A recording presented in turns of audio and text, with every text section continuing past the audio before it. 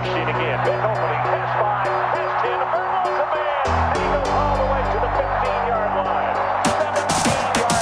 17 yards out of Welcome back to the Believe in Badger Football podcast on the Believe Podcast Network, presented by betonline.ag. Once again, I'm your host, Matt Perkins, joined, as always, by Badger legend, Hebrew Hammer himself, Matt Bernstein. Bernie, how are we doing today? Oh, we're good. We are good. As always, we're always good, Matty P. We got a great guest on. Scott Starks, one of the best, probably one of, if not the best, cornerbacks to play at Wisconsin. One of my favorite plays of all time. I know, Sparky, you probably get this every day, but that Kyle Orton fumble pickup for the touchdown to beat Purdue at Purdue in 2004. I think about it probably like once a week. Like, what a cool, I guess we'll just jump in. Like, dude, how cool was that play? You know, in the moment, it just seemed like a normal play. And plus, I thought it was going to get called back. But that was an awesome moment for sure. And like you said, you think about it every week. Imagine I probably think about it every day. It would seem like it's the only play I've ever made in my life because I work with a few individuals that, you know, went to Purdue or they may look me up. And that's the only play they ever see. And so it seems like I had one play in college and that was it. But definitely was an awesome moment among some awesome good friends as well. So, yeah, great play. I mean, we'll go into it, but I do remember that because Rob Brooks cut his legs out. He fumbled. If he just fell down, the game was over. He Rob just cut him out. Mm-hmm. You picked that ball up. Yeah. Wait, tell it from your angle. Yeah. So he hit the corner. It's like a 3rd and 1 play. And he obviously had it. So I feel bad saying this. My mindset is I just want to hit him as hard as I can in his leg just to put a little bit of pain in him. And so when I did it, he kind of like spent around and Rob kind of hit him up top and like Rob's leg or something maybe hit the ball. And then I look up and I see the ball. I'm like, ball. And so I scoop it and I'm running as fast as I can. Actually, a guy I ended up playing with in Jacksonville is actually chasing me on that. We played tight end for them. And I get into the end zone. It's kind of like quiet. And you see, I'm kind of like looking around like, okay, they didn't stop me. And then everybody jumped on top of me. I get to the sideline. I was like, okay, let's just be calm because they're probably going to call this one back. And then we look at the replay. It's like, oh, this is without a doubt. We got this thing. But great play. I wish we could have went on to do bigger and better things that year. We had to went on a nasty little losing streak at the end. But that was a great season. It was a great season with the worst 2 losses I think I've ever been a part of. Yes. Sad. Let's not go there. Let's go back to, if we can. First off, Sparky, I got to ask you, dude. It says online that you're 178 pounds when you were playing. Is that true? So it's not, and it is at the same time. So if you're looking at from when I was in college, you know we had RUDs, right? And we call them RUDs, tights, whatever they call them now. Spandex, yeah. Spandex, to keep it all tight, you know. I would always put weights in my RUDs, always, from day one. Once I realized some of the older guys were doing it, I mean, I perfected it. Like I would tape them around my RUDs. I would put up some in the front, some in the back, whatever I had to do to appear that I was heavier. Because I played some games in my freshman year at 149. I was a slim guy, you know, coming out of camp. I think when I originally arrived on campus, I may have been 152, and then towards my, you know, when the games began, I had lost a little weight and got down to 149. So it was always harder for me to keep on weight. Then once I got into the league, it was the same thing. They were actually fining me if I was underweight. And so I remember like one of my last times weighing in, I had drank so much water because we had to weigh in that day. It's a final weigh in. I'm walking on the scale. I step on, I barely hit weight. As soon as I stepped out, all over the place. So yes, weight was a struggle for me. It was definitely was a struggle. I remember Pro Day in 2004, and I just remember you walking in, and I was like, what the hell is this guy doing? And you had like 2.5 pounds, the small weights, the 5s, in where you put the pads. And you were like kind of like going real slow. I was like, this guy has like 10, 12 extra pounds. You know, you had like 12.5 pounds in your pads. By any means possible. I love that. Because you would have to wake up and like chug one of those metric shakes in the mornings or at night. If I had so many tricks up my sleeve. I remember also we would do the bipod. And so I would get on the scale. You get on the scale before the bipod, and you normally don't have on anything but ruds. And so I found a way to slip 2.5s in between my thighs in the ruds. And so I would step off and I would kind of like slide them out. And then you get inside the bipod and they were like, we can't get this thing to work. Your body, you don't have any body fat. Well, it really wasn't that. As a fact, I was messing up the scale because I was 5 pounds more outside the bipod than I was when I got inside the bipod. I was like, I don't know what's going on, man. I'm just like a specimen. I don't know. So let's go back to really little Scott Starks then. Growing up in St. Louis, you went to one of the, I think one of the best high schools. Was it Hazelwood? Hazelwood East. Hazelwood East for football. Yep. So when do you start playing sports? When do you realize that you're like lightning fast? And when do you combine that with football? Yeah. So my brother, he's actually 6 years older than me. And I would just go to his games, and I was always built a little bit different mentally. So I would actually sit there and watch. And so when it came time for me, we couldn't start till we were 7. So I remember I was 6 getting ready to be 7. That's when you can start. And my parents were like, okay, we're going to go sign you up. I'm like, okay, let's do it. But I'm not going to his team. And they're like, what do you mean? I was like, his team sucks. I want to go play for that team over there. I like their uniforms. And they always kick the crap out of my brother's team. I was like, okay. And, this was a huge sacrifice for my parents because the parks were probably 20 minutes apart, and so they said, okay. And it ended up being the same organization that actually Ezekiel Elliott plays for. Of course, I was long gone by the time he got there. But myself, Brandon Williams also played there, and a couple other guys played at this organization as well. And so my first year was a very average year. And I didn't play until probably the 4th game of the season out of 6 games. And what happened is the kid got hurt, and he's like, who wants to play quarterback now? And I'm like, I'll play quarterback. And so from there, it just really took off. The next season, I'm talking about, just really turned out. I went to a new coach. That coach became my coach from the time I was 8 to the time I was 13, and really just took off as a leader on the field. And, my goal was every time I left the field that somebody was talking about number 7. And so I had a great coach. He had some unorthodox methods, cussed us out a lot as kids, got called a lot of bad words, but at the same token, he really loved us and showed us some great fundamentals that really carried on for the rest of my career. You and Brandon played in high school together too, right? Yeah. So oddly enough, me and Brandon have gone to every single school I've gone to. Brandon has gone to. We didn't become best friends until we got to high school. He originally went to the same high school that Lawrence Maroney went to, and then I remember him walking up to me after one of my games in high school. He said, hey, I'm coming to your school next year. And I knew Brandon kind of been crossing. We had just lost. I'm like, okay, whatever. So he actually came, and then we just, immediately clicked up, and we dominated together on the track and, on the football field as well.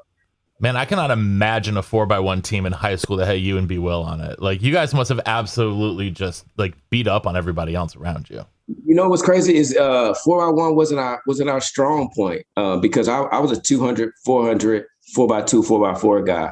I really only ran the 100 like a couple of times. And out of those couple of times, I was able to, no boast to myself, I was able to break the record one time. And after that, I really wasn't a 100 runner. And neither was B. Will. B. Will was a 100 runner. But we both were very solid, the 200 and 400.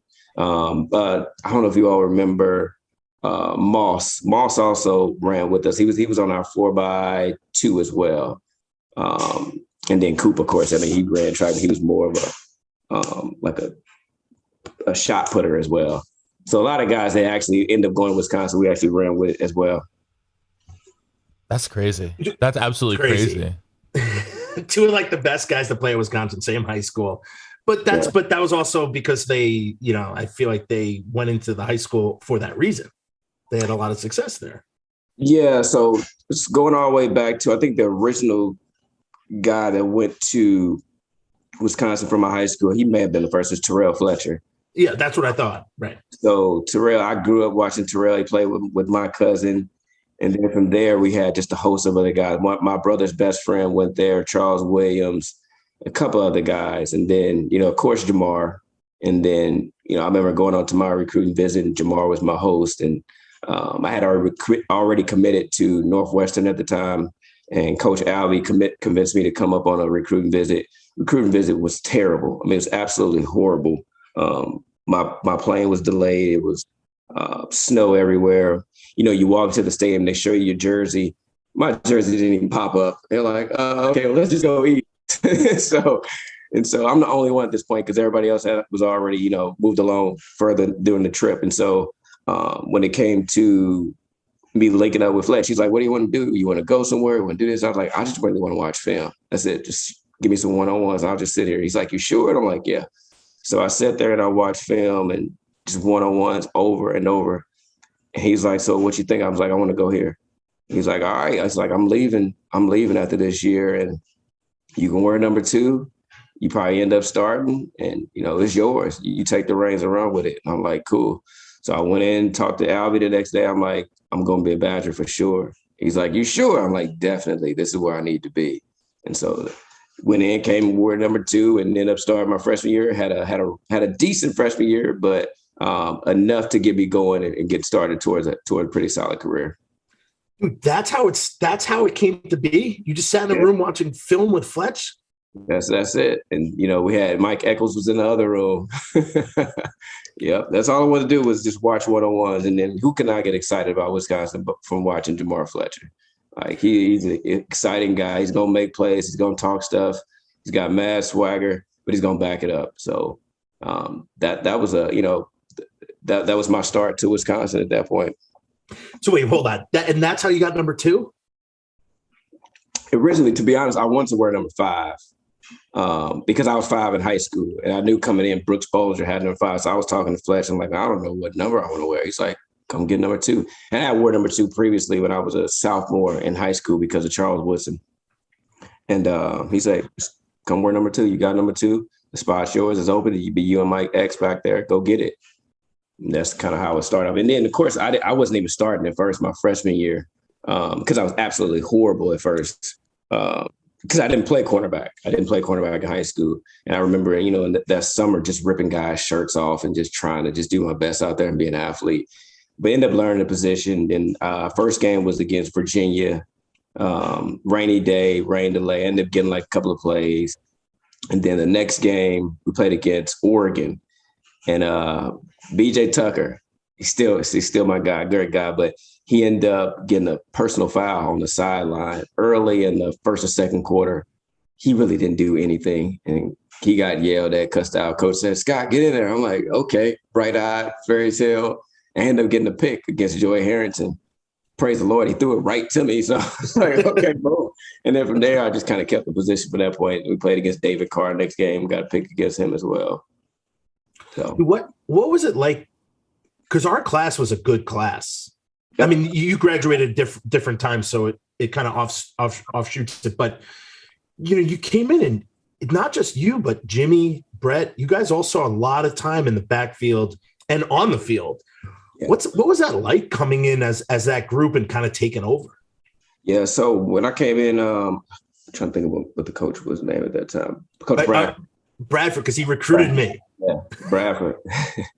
Bradford was a good guy. He really taught some great fundamentals. And I remember sitting down at seminary, and he's like, two of you guys got to play. And it was me, it was Johnny Sylvain, it was Brett Bell, it was Jimmy Leonard, and it may have been one other person, but I think we all ended up playing that year except for Jay Sill. We all it was Rob. Rob Brooks, excuse me. Yeah, Rob Brooks as well. And all of us end up, making some contribution at some point that year. So just seeing the maturation, especially of Jimmy, when he came in, you knew it was something different about Jimmy.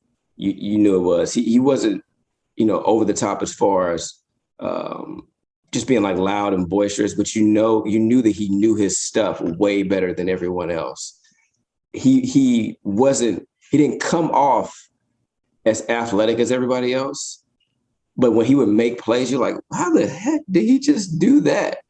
or go catch punches. He'll catch it behind his back. Like, this is weird. And then we go do a dunk contest. And he wins a dunk contest. It's like, maybe this guy is more athletic than what I'm really picturing him to be. And so you just knew it was something different about him. Rob was just a solid football player. And of course, Brett was a very, very solid guy, had all the athletic ability and talent in the world, and came in, a highly touted player as well. And then JC, I think, was number 10 coming in, and Brett Bell was number 2 coming in. I wasn't ranked on the cornerback, and I shouldn't have been because I was absolutely horrible. So we talk with a lot of guys about their seminary experience. What was your first seminary experience like? And then how did that sort of change as you went on and became the guy?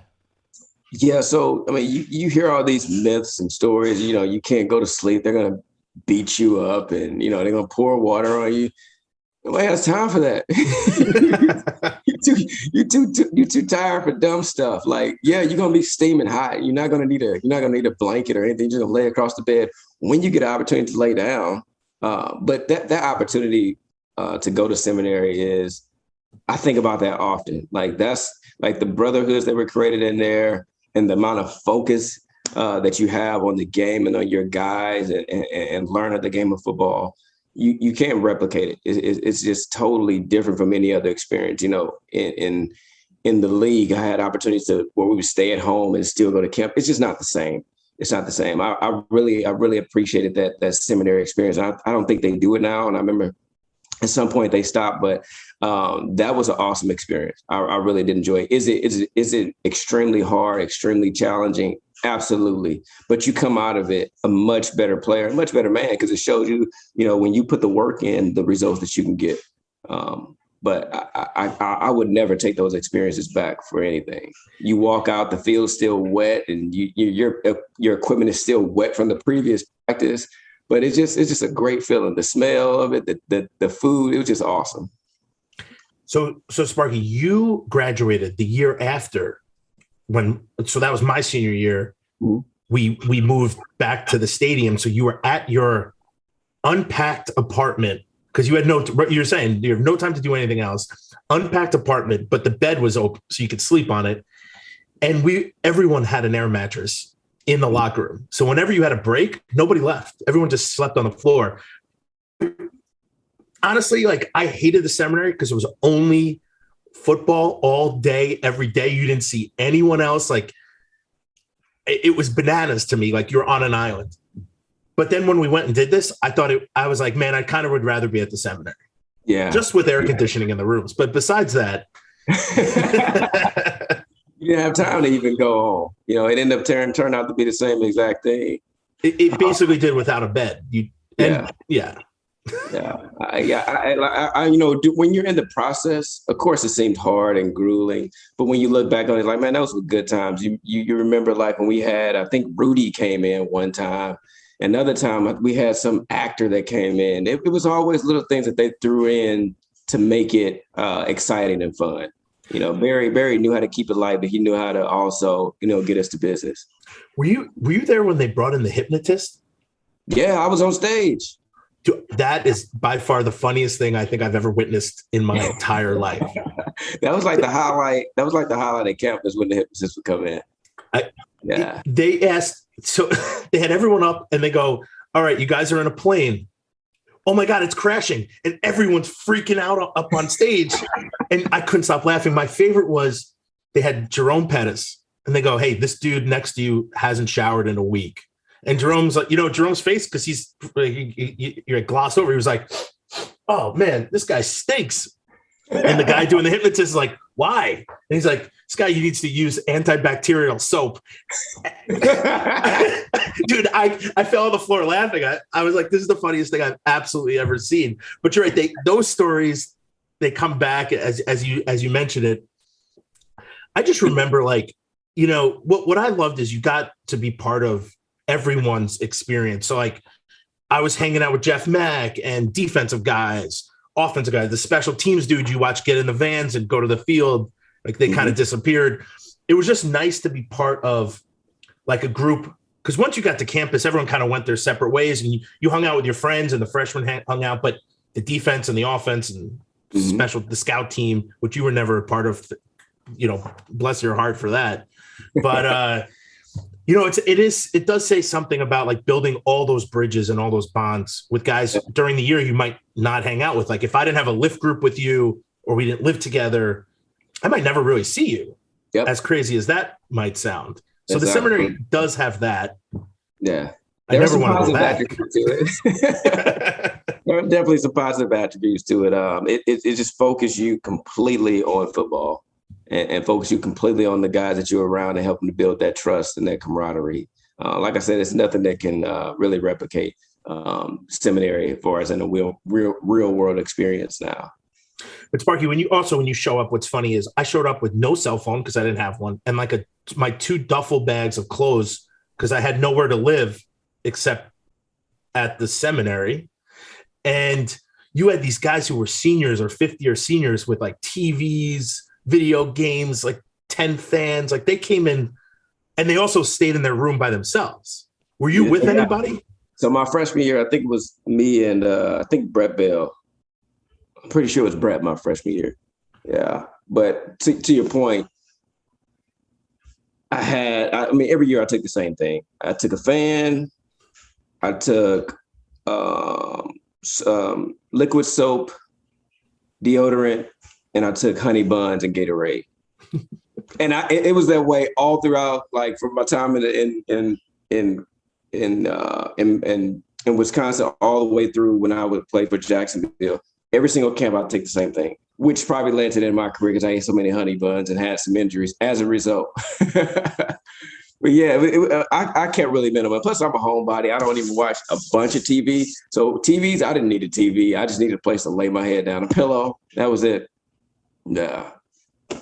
So your first year, you're playing. You're obviously having a lot of success. What's it like in the DB room with basically 5 young guys? And who else was in there? You had Aiello. Yeah. So me.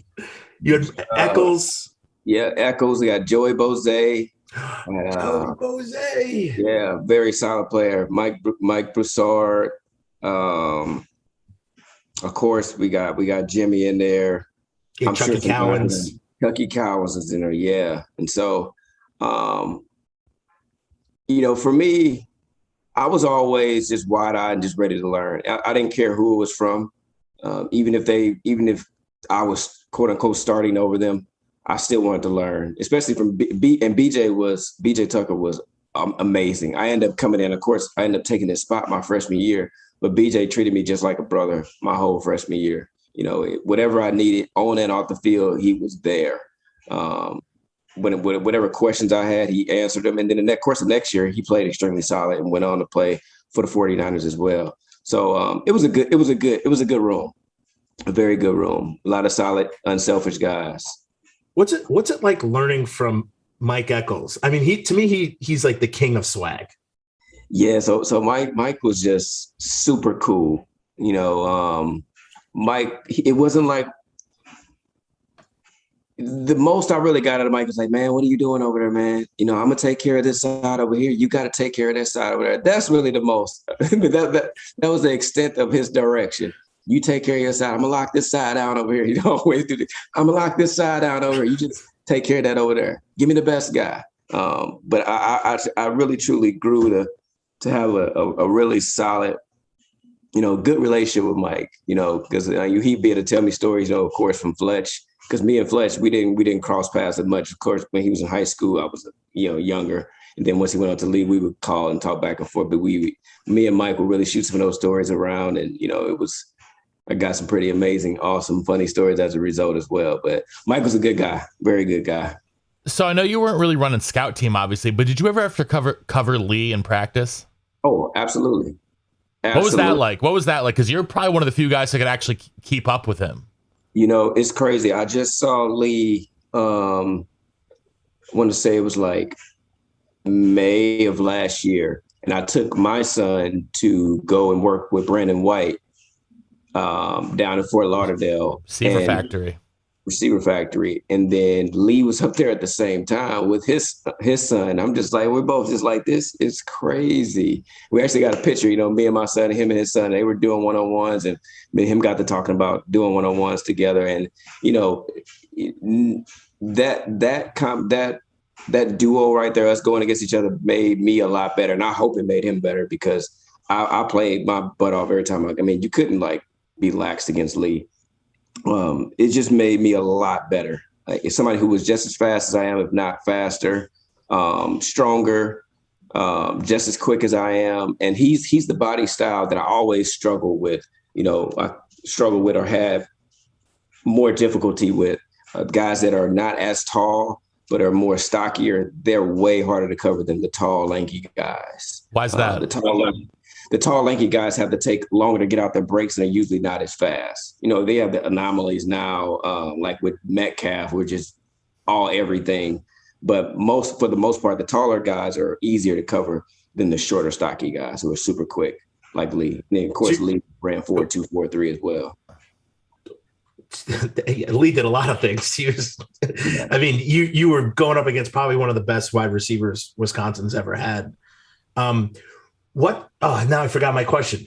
But so you're saying that like DC, who is 6'6", 6'7", is easier to defend being 5'9" than Lee is.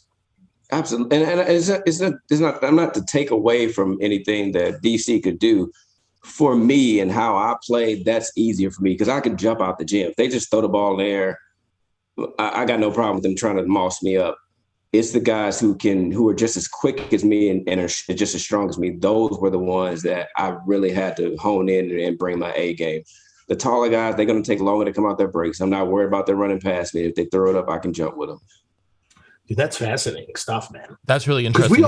Yeah. We also came in. Sorry, Matty P. Yeah, I was going to say, well, you came in as a pretty slender guy. Like you were saying before we started recording, like you came in like 152 or so. Mm-hmm. So what is it like getting on the field as a true freshman at 150 pounds? Like, did you have to adjust the way that you played at all? Or, was it just like, okay, like I know my body and I'm going to, I know what I can do? I really didn't realize it. It didn't.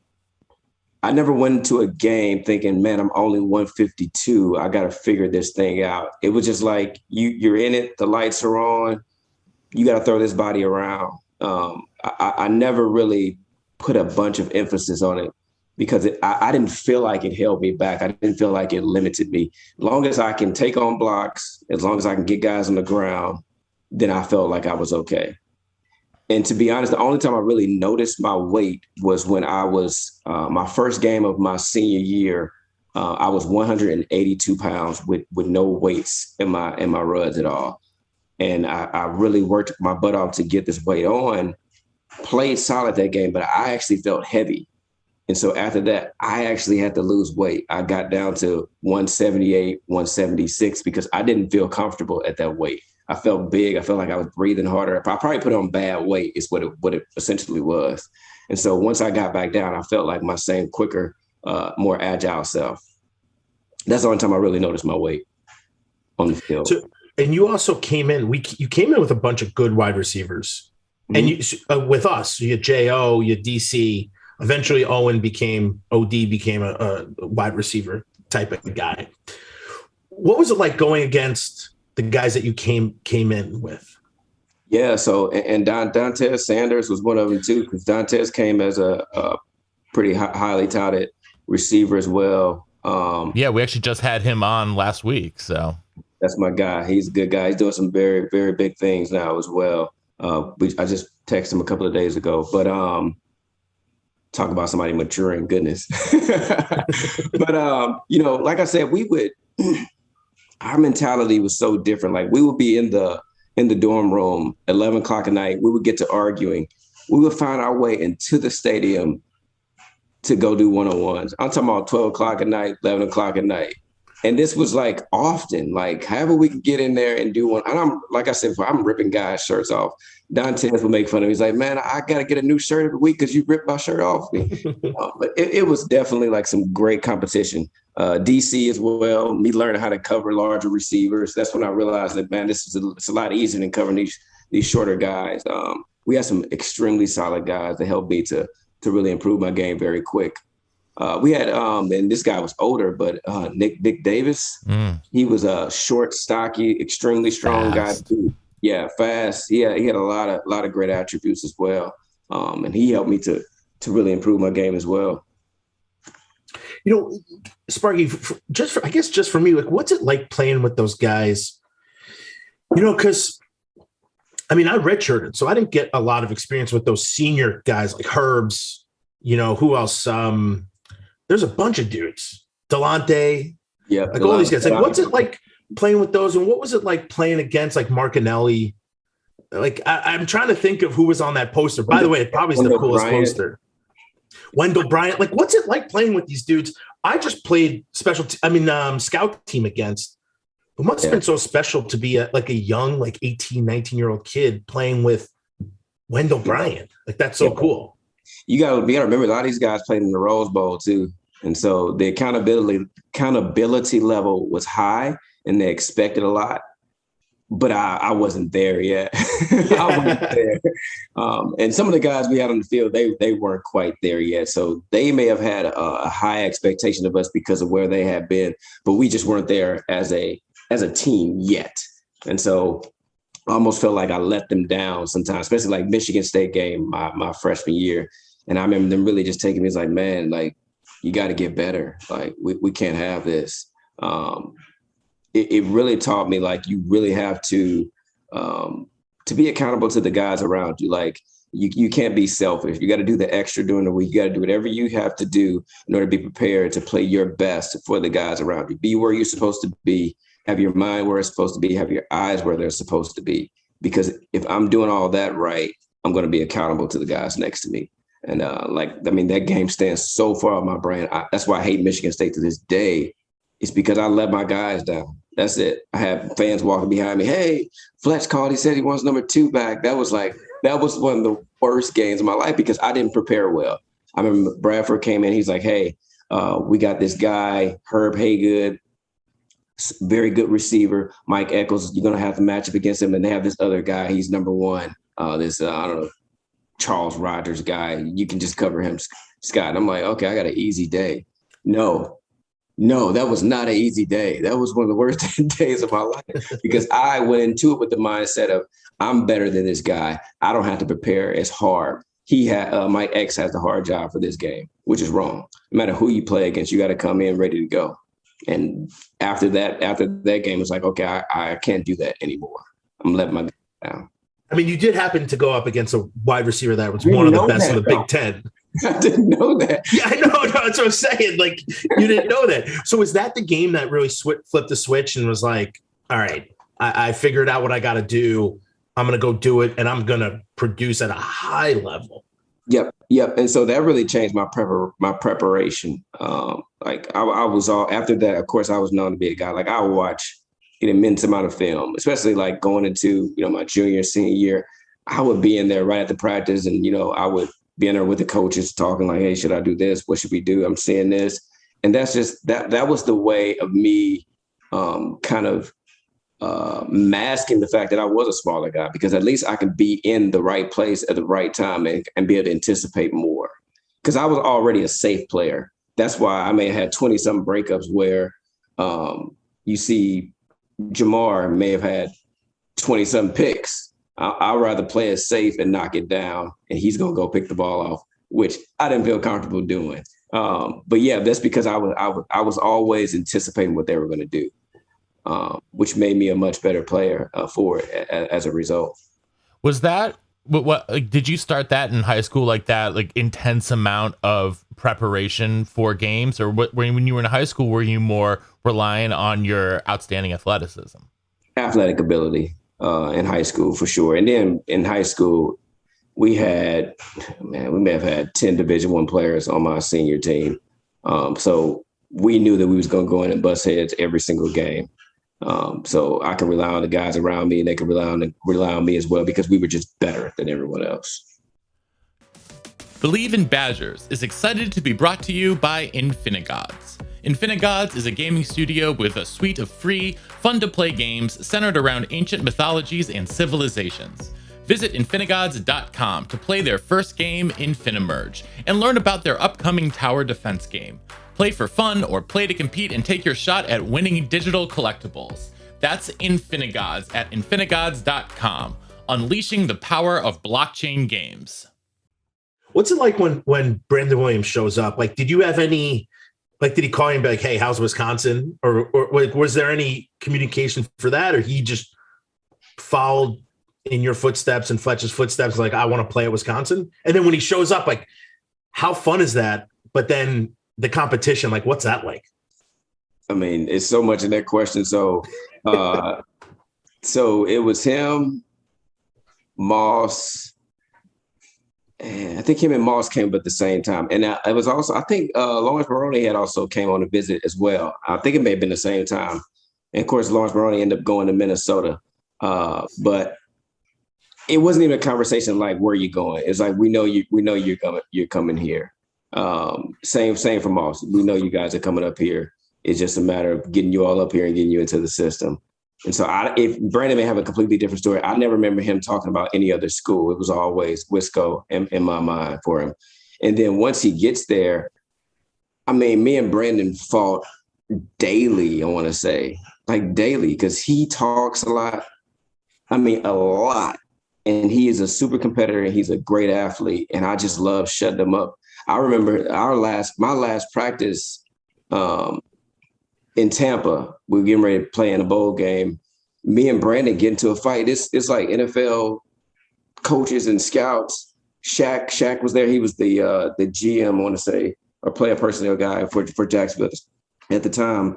And he's talking to me. He's like, man, wasn't you fighting one of your best friends? I was like, yep, that happens all the time. And I hurt my knee fighting him because he just talks too much. But he made me better too, man. Like, I absolutely love that guy and adore the way he plays with so much passion. You can't watch him, just like when you watch Jamar, you can't watch Brandon and not get excited. He is a baller for sure, who could have played for a very long time. His little silly self got his focus off, but he was a very good player. Now, we all know that Brandon was a world-class trash talker. Did you talk? Were you a talker on the field at all? You know, it was more subtle than he would. It's more subtle. I wasn't like in the face. I like to, and it also depends on the receiver too. It also depends on the receiver. If it's a guy I truly do like playing against Santonio Holmes, there's no talking going on, because if you talk, the next play you're gonna get beat in the post. So it's just like I'm just focused in. If it's Sam Rudy Poop from wherever who thinks he's great, I'm talking to him the whole game. We playing against Minnesota, I'm talking the whole game. And I'm trying to jam you up, especially if you're a tall receiver. I'm trying to jam you up and I'm talking to you the whole game. But most of the time, I kept it really even keel. I just remember I would go up. There were some guys like I was not allowed to hit, not because of any real reason, but Sparky, you're one. Jimmy Leonard was 100% do not touch him. And even on inside, you're like, dude, this guy's in the C gap. Like, what do you want me to do? Just run? I would run right by him. But Sparky, I remember I'd like, just come kind of give you like a little kiss and like hold your chest, and you'd be mad that I'm holding your chest. And, and you would always just be like, yo, Bernie, don't do that again, or I'll cut your legs out next time. And I was like, man, this guy is great. Like, you wouldn't scream or do any of that stuff. Like Brandon Williams would scream and be all over the place. You're like, yo, Bernie, I'll cut your legs out next time. I just always thought that was so funny, because I'm like, man, that is really what you should be doing. Right. Like, I'm 100 pounds heavier than you. You should cut my legs out. And that's 100% true. And I remember like guys who didn't know how to practice. And I mean, getting into it with some of the scout team guys because they didn't know how to practice. And it wasn't because they were trying to be All-Americans. They just didn't do what they were supposed to do. And so when somebody would do something that they thought that they were being great at, it would piss me off. It would piss me off so bad. You run a terrible route and I can't cover it. That would piss me off so bad. And then that would lead me to like slamming them down every play. Or if Bernie comes out, he's like driving me down the field and I can't do anything about it. It's like, hey, next time I'm just going to cut you so I don't look bad. Listen, there wasn't what's good about I always knew that we had this like nice little love connection, because you would just do a shake and get around me, dude. You were too fast for me. I hated hitting corners. I actually remember I think we played Temple one year. Did we play Temple, Matt? I think we did. Yeah, you did. This might be in 03, 05, 04, 03. You guys played Temple. Probably Akron. I want to say no. I think I'm pretty sure you played Temple in 04 or 05. It was 05. Maybe it might have been 05. So you'll love this, Barry. I ran out. Yeah, second game. Yeah, it was second game of 05. Whew. It was too many hits for the fullback here. Yeah, second game of 05. Another one of those games where Brian Calhoun had like 5 touchdowns. Yeah, so I ran out. The next number 2. Yeah, the next number. I ran out to block. The corners are standing there, and I was like, I'm not even going to try to blow him up. So I cut him. This dude gets up. His coach, we're on their sideline. The coach is like, "Yo, 45, you're a wimp." And then and the corner's like, "Dude, did you just cut me?" And I was like, I might be back the next play, and I'm going to cut you again. Like, you guys are too fast for me. And it was more colorful. The coach was like MFing me, like, what a pansy. But I was like, you know what? I don't really care. These guys, I know what Sparky could do out there. These guys are too fast for me. Sparky, I have one more good story about you. Mm-hmm. You saved my life. You don't even know it. We're running stadiums. I'm in the skill group, which is not fair. It was me and Greg Root are in the skill group, and we ran up first. This has got to be like the 8th one going up. And I'm like 3 or 4 steps up, and I'm on hands and knees, like can hardly do it. And all of a sudden, dude, this beautiful, like jacked man runs up behind me, like kind of scoops my arm and gets me up like 3 stairs. And I touch the wall, and I look back, and I'm like, oh man, Sparky, this is the nicest thing anyone's ever done for me in the world. I swear I was so happy. I was like, I'm done. I miss stadium stairs, man. I miss stadium stairs. Like, that's one of those things where it sucks in the moment, but then when you get done, it's like, man, I love you guys. We made it together. And then we go do like these terrible 7-on-7s. Everybody's cramping up, trying to catch the ball. But I miss those times. Like, people say, do you miss playing football? I miss times like that where it's only you and the guys, and you building this strong bond, this strong connection that you couldn't have done it unless you all came together. Like you said, I came up and scooped you up. Like, you can't recreate that in any other arena. And that's the type of things I miss. I miss the locker room. I miss being with the guys. The actual everyday grinding. I can go without that. I just missed that connection with the guys. Like, that was awesome to me. The connection with the guys is the only way that made the grind acceptable. Tolerable. Yeah, tolerable. Yeah. I mean, lifting all the time, going to class, like you were in class, you knew the guys you were in class with. So like you basically did everything with each other all day long until like we were even doing study table at 7 to 9 o'clock at night. Yep. I mean, and go hop on the scooters. And go hop on your scooter and go home at 9 o'clock and then just basically go to sleep and do it again. Yeah. That's what first semester was. Yep. Hop on our scooters. Do you miss your scooter? I do miss my scooter, man. I do. It's funny because I went back to finish my degree. I want to say it's in, 2011, somewhere around there. And I got a scooter to get around. I have my car and my scooter. And when we had a scooter, you parked it anywhere you want to. And so I parked it and I went inside class. I got like 3 tickets. I'm like, what in the world? How I get a ticket on my scooter where you have to park in the scooter spots and you have to get like, how did this happen? Where do we come? How do we get to the point where we have to get a place to park our scooters? Who gonna make money off of that? So yeah, that was funny. So I did, when I went back to school, I did get me a nice scooter, man. And I missed getting around on my scooter. I almost died on it a couple of times. Oh, a couple. We didn't even wear helmets. Yeah. That's so stupid. I was in front of Red Gym one time. I actually almost killed a girl too. But I was in front of Red Gym one time, and this guy had a scooter that's way faster than mine, and he hit my handlebar. And my handlebars did like this, and I went over the top.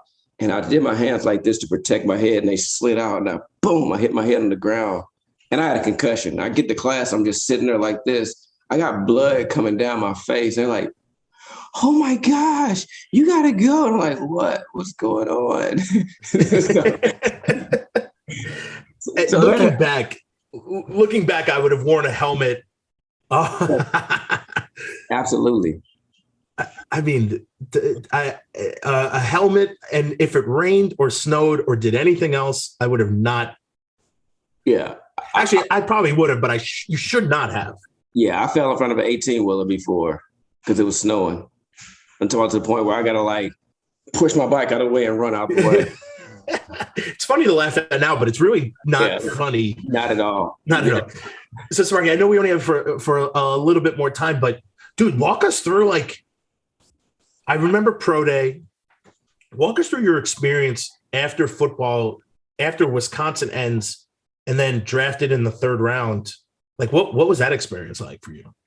Yeah, so definitely was like, if I had any advice to give the guys who are going through that process now, just enjoy it. You know, it's easy to get caught up in numbers and, you know, thinking about all these steps down the road, where am I going to go? Just enjoy the process, because it goes by like that. You know, you got this limited time where it seems like everybody wants you and you're trying to figure out, where am I going to go? Am I going to go? You know, it's a very kind of stressful time. And so really just enjoy that process. For me, going to the combine, and, you know, you see all these guys who you've heard about for the past 4 years who've been all world, and seeing them in action, like, okay, I see why you're all world. And you see some guys who are like, I'm better than this guy. Like, what? That was an awesome experience. Combine was a very, very awesome experience. I remember going in and seeing Roll. I think it's Antrell Roll. Antrell or Samari, yeah, one of those guys. Yeah, it was Antrell. He came in on the day before we had the field day. He's like, hey, good luck, y'all. Have a good one. And peaced out, didn't do a single drill, just said what's up to us, and gets drafted like in top 10. I'm like, hey, that must be nice. And so for me, you know, I had no clue. I didn't have a bunch of interviews down there. I had like 2 interviews set up.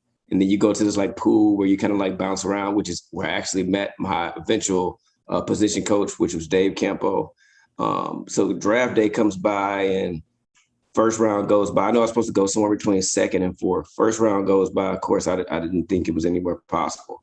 Second round, Pittsburgh rolls around, says it's possible I could possibly go to Pittsburgh.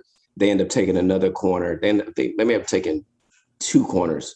But in my draft class, I think it was like the record for the most amount of cornerbacks taken in the first day. And draft was, of course, set up different back then. It was 1 through 3, 4 through 7. And so when it came around to Jacksonville in the third round, I'm like, hey, this could be a possibility, because that's why I said I spoke with at my last practice ever in Tampa Bay for the bowl game. And I said, this could be a possibility. And I've always said when I was a kid, I wanted to play in Florida. Always, because I would come down here and play at Nationals. I love the way these guys play football down here. And sure enough, I get a call from Coach Del Rio and from Shaq, from my position coach. They're like, we're getting ready to take you with our next pick. Just wait. All right, you're a Jaguar. And I see it pop up on the board. And I'm like, wow. And then there comes that oh crap moment, like, oh, I really have to go play now. And so I remember showing up in that locker room, and it was like, wow, I'm here. And guys like, who brought that little brother in here, man? Come get this little kid out of here. So, you know, just going through that process and, you know, having an opportunity to play, and expectations as a third round pick, and coming in and seeing guys you've seen play, you know, for years, and just amazing athletes, being right next to Fred Taylor and seeing Jimmy Smooth. And it was just an amazing, amazing experience that I would never want to have taken away. Of course, it was just a great experience for me in the NFL. Strictly a business, of course, and a business that outgrew me. I had a lot of injuries that ended up tearing my ACL, tearing my pec, and breaking another couple of bones, but still wouldn't take it back for that. Had the opportunity to play against some extremely great players as well. But love the experience, love my time in the NFL. A lot of people like to say, oh, I'll retire from football. That unless you're Tom Brady, you don't retire from football. Most of the time, football retires you. And it's just one of those things where once it's over, it's over. So, speaking of the combine, you had the longest broad jump of the combine. Yeah. I used to be able to boast that. And actually, I landed my second one. I landed at about 12.2. And a little bit of wind blew and I fell backward, put my hand back. And then the next one is when I went, I think 11.6. 12.2 would be the longest, was second longest in combine history. But yeah, I mean, you tested incredibly well at the combine. What do you think? I mean, obviously you're a naturally, fast, phenomenal athlete, but I mean, you had a top 10 40 time. You had, I think, like the third highest vertical at that combine, third or fourth. You had obviously the longest broad jump. Your shuttle drill was in the top 10. Your 3-cone drill was pretty good too. So like, what do you think? What prepared you to test so well at the combine, and what advice would you give guys? I mean, you already told them to, just enjoy every minute of it, but what advice would you give to guys, especially from Wisconsin? There are a lot of D-backs from Wisconsin right now who are prepping for the combine. JD, I don't even know if he's around. I don't know if he's retired, but JD was awesome, super intense, but he had some really great little key points, fundamentals that I just followed. I think when I came in, I may have been like a high 4.5 guy, maybe even 4.6, and I left 4.28. Every year I shaved off, a good amount of time, and then my vertical just went insane just from the explosion drills he would do. We do box drills, and he was very technical, very, very technical. And you could do something good. He'd be like, okay, good, but there's better, And so just really, he really helped us to hone in on the little portions of each drill and hone in on our craft and be great at what you can do. And so JD, I really can attribute a lot of that success straight to him.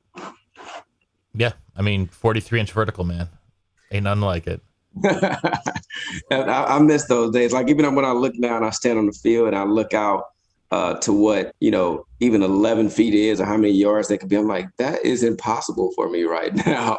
I do a broad jump down, it's like 7.4. What was crazy though was that right behind you, the broad jump was Jonathan Welch.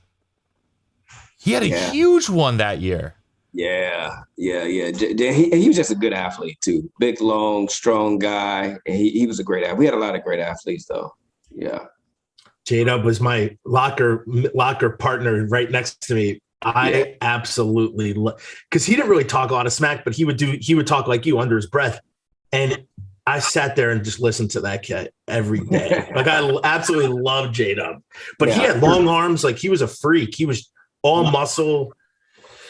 And he was light too. This day too. I still talk to him. He's a good dude. Yeah. Wait, so Sparky, before we get out of here, I definitely want to hear more. Like, who are the guys you played against in the league that were just like outstanding? Man, somebody just asked me this question the other day. And it's two guys that really stood out in my brain, and really two stories. So I played against Anquan Bolden, and that was by far the hardest person I ever had to cover in the slot. Every single play he came off and he headbutted me, whether it was a route, whether it was a blocking play, whether it was offsides, it didn't matter. And so by the end of the game, I'm just like over it. He's the only person I felt physically defeated after I played against him. He came off, bam, every play. And so by the end of it, I'm just like, oh, please just stop. And he had a solid game again. I mean, of course, I was dazed the whole game. So he was probably the hardest guy in a one-on-one. And then I remember playing against Steve Smith, and I caught him, a little bit early in his career. He may have had an injury, but he only had one catch for, I want to say, like 4 yards against me. We had a guy get hurt, and he's like, Scott, you got to lock up with Steve for the rest of the game. Cool, let's do it.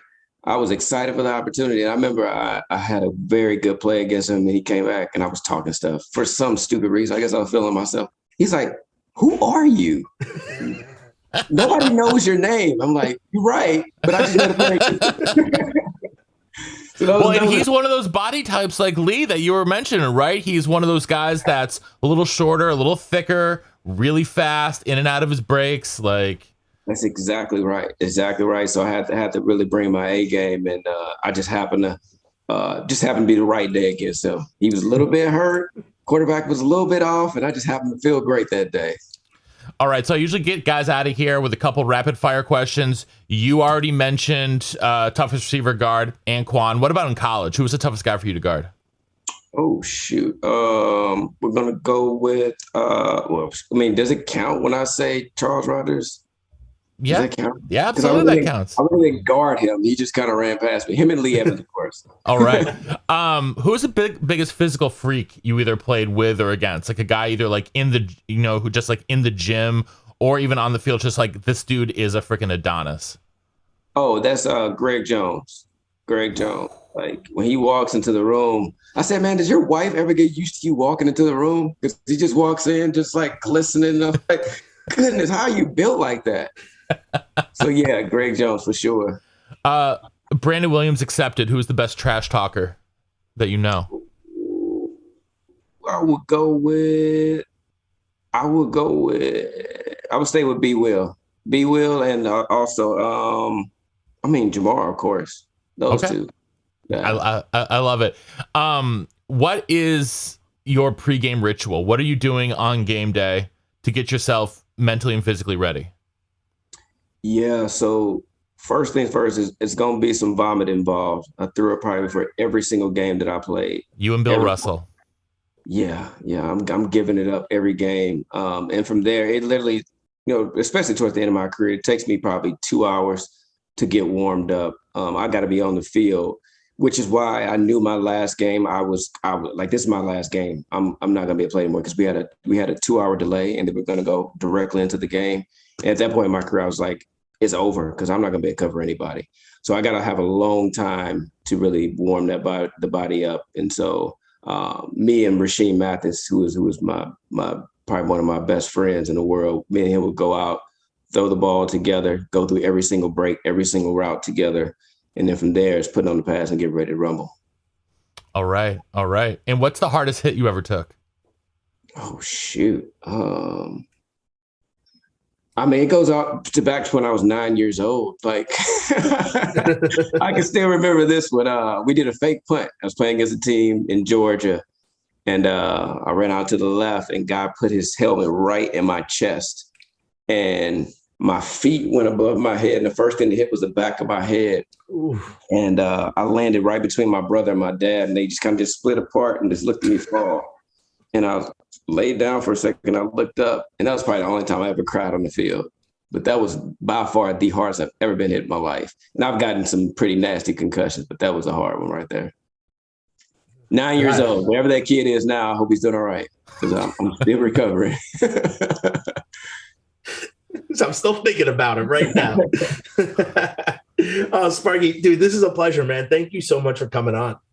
Thank you for having me. I talked to J.O. and he was telling me about it. He said, man, you got to check this out. And I went through and I watched a few. I was like, I gotta shoot them a message, tell them I want to get on there. So thank you for responding so quickly and you all let me on as well. No, dude, this is very big for us. We just love hearing how cool these stories are. Dude, how many people know that you got your number and you said you wanted to come here from sitting in a meeting room with Fletch just watching film? Like, I didn't even know that. Yeah. So, that's so cool to me. Yeah, but I truly do. I love what you all are doing because I'm a Badger through and through. I go around and I say, hey, do you bleed red? And they say, yeah. I said, well, you can be a Badger too. I'm still a huge Badger fan, and I'm blessed to be a part of the Badger family as well. I love it. You were my college roommates and one of my best friends in the world. You are his favorite player of all time. The only jersey he ever bought was your number 2 jersey. So like this is a pleasure. This is a pleasure for all of us. Yep, definitely was a pleasure for me. So I greatly appreciate it, fellas. For sure. Thanks, for Mikey. Sure. And until next time, on Wisconsin. On Wisconsin. Yes, sir.